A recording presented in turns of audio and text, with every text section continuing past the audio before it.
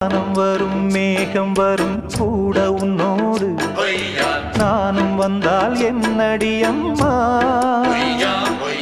தென்மதுரை சேரும் வரை ஆண் துணையாக ஏழை என்னை ஏற்றுக்கொள்ளம்மா